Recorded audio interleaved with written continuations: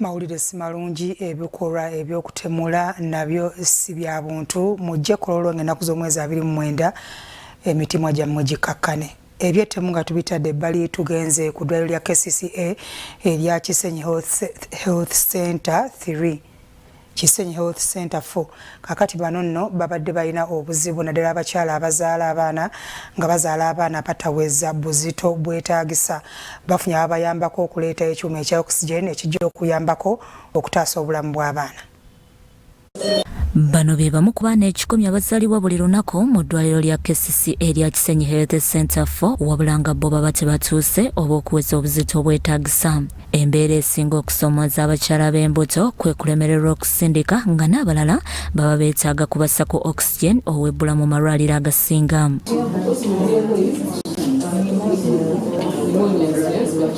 Eddwaliro lino libadde n'okusomooza okufuna silinda za oxygen okuteeka ku buli nakazadde abamwetaaga wabula KCCA n'ekitongole ky'ensi yonna ekya Save the Children basaze amagezi ku kizibu kino ne bazimba ekifo we bamukolera.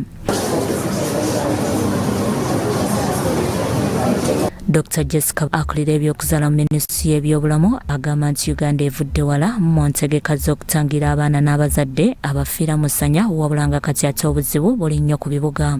So we have a roadmap, a clear roadmap to strengthen the urban healthcare services.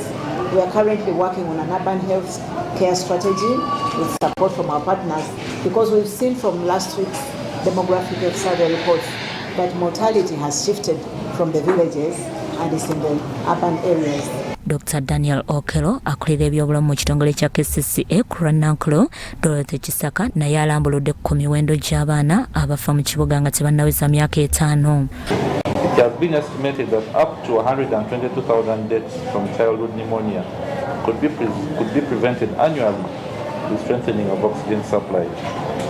This equipment therefore is not only life-saving but goes a long way in strengthening the quality of health care we are offering at our health facilities. Save the Children abawaddeyo ebyuma n'okuzimba ekifo kino Dr. Violet Bilongi agamba amalwaliro mangi galina okusomoozebwa kwa oxygen nga kyeyolekera nnyo ne mu biseera bya COVID ate ng'obusobozi butono.